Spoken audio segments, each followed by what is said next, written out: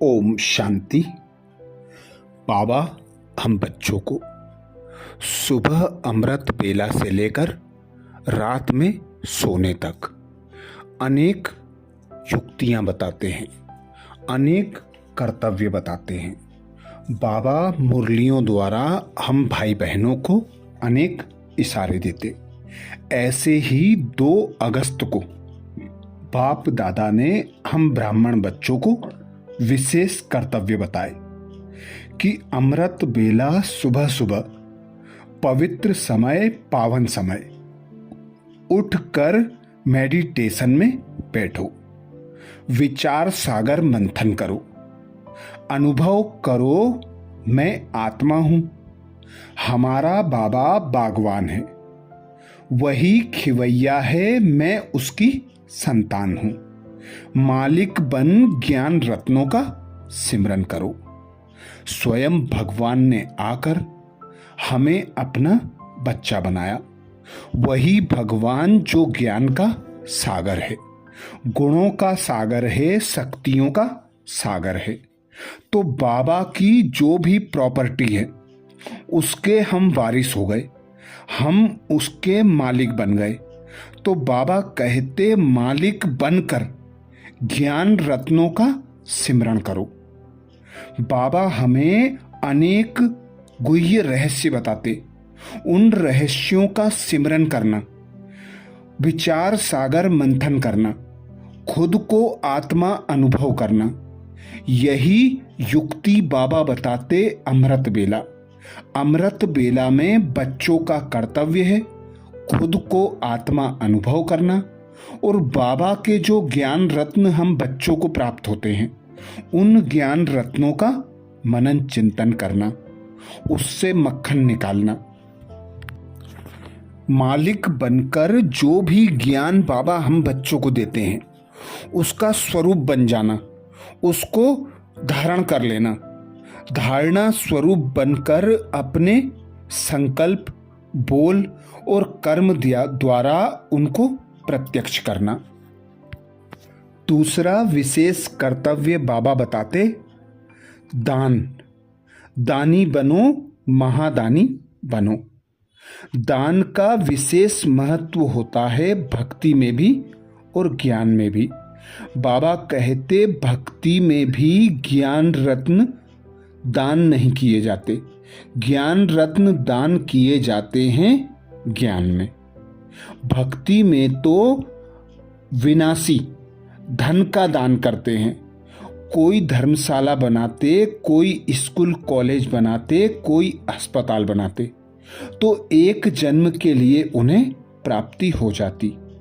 पर तुम बच्चे अविनाशी ज्ञान रत्नों का दान करते हो, रहम दिल बनकर सबको दुख, अशांति, भय, चिंता से मुक्त कराते हो। बाबा कहते तुम बच्चे सर्व आत्माओं को ज्ञान के आधार पर मेडिटेशन सिखाओ, अर्थात बाबा से उनका कनेक्शन जुड़वाओ।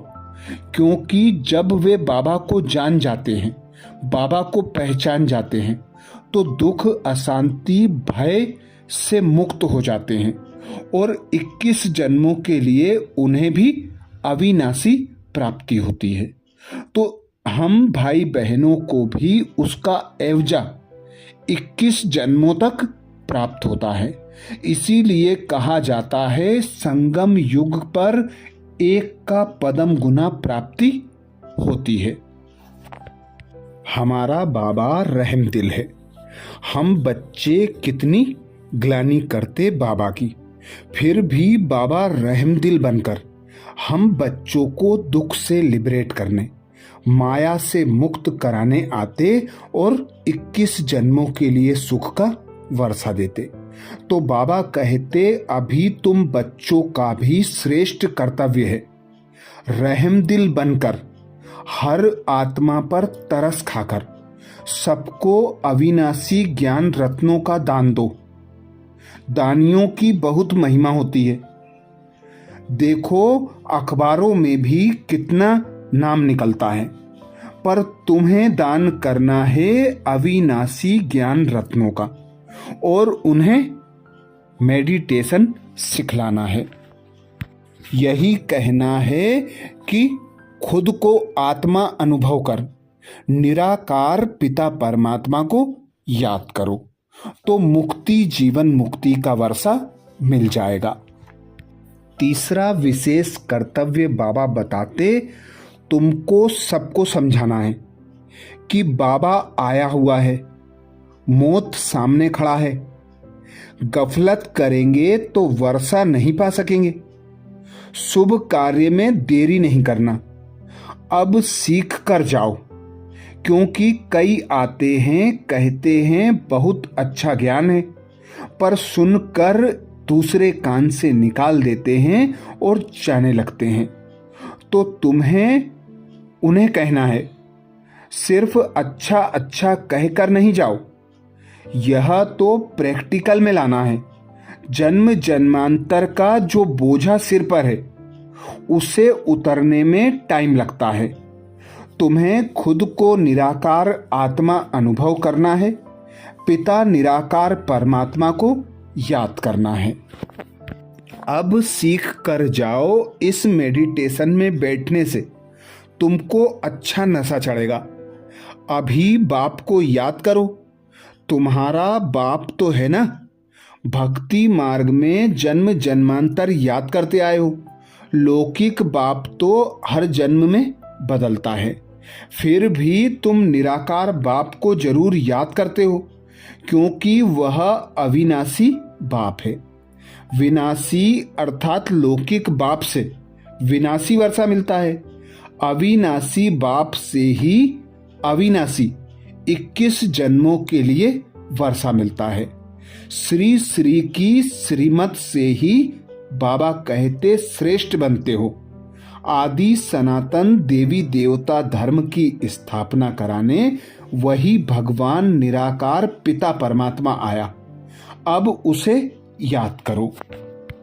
चौथा कर्तव्य बाबा बताते, अब सर्व प्राप्तियों से संपन्न बनो, सर्व प्राप्ति स्वरूप बनो, जिसके लिए बाबा कहते हैं जो परमात्म प्राप्तियों से सर्व प्राप्ति स्वरूप बच्चे हैं, उनके चेहरे द्वारा रूहानी प्रसन्नता के वाइब्रेशन अन्य आत्माओं तक पहुंचते हैं और वे भी शांति और शक्ति की अनुभूति करते हैं।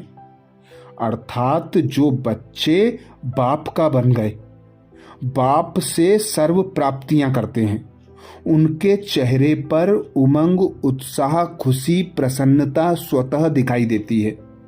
सदा रूहानी प्रसन्नता के वाइब्रेशन चारों ओर फैलते हैं।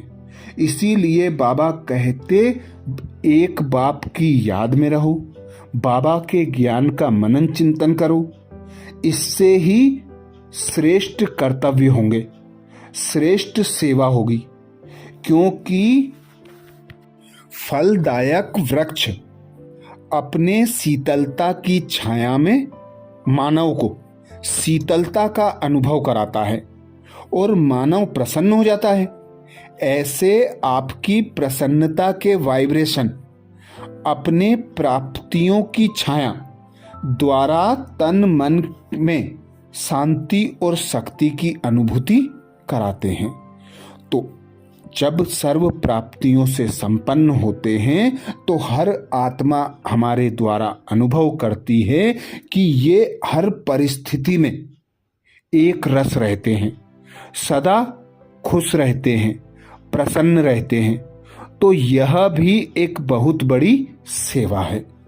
अगला विशेष कर्तव्य बाबा बताते, तुम बच्चों को सदा स्मृति स्वरूप रहना है। स्मृति स्वरूप अर्थात मैं आत्मा हूं, मेरा पिता निराकार परमात्मा है और मेरे पिता परमात्मा ने जो मुझे ड्रामा की नॉलेज दी, सृष्टि के आदि मध्य अंत का ज्ञान दिया, नथिंग न्यू का पाठ पक्का कराया। तो जब मैं बाबा को पहचानती हूँ, खुद को जानती हूँ, सदा इसी स्मृति में रहती हूं तो मैं निश्चय बुद्धि होकर हर परिस्थिति को, हर विघ्न, हर परेशानी को खेल समझकर अनुभव करती हूं, क्योंकि नथिंग न्यू का पाठ पक्का है।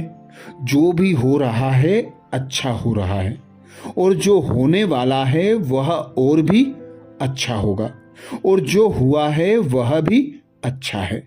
तो सदा अचल अडोल रहने के लिए स्मृति स्वरूप रहना, बाबा कहते यही आधार है हर परिस्थिति को खेल अनुभव करने का। अच्छा, ओम शांति।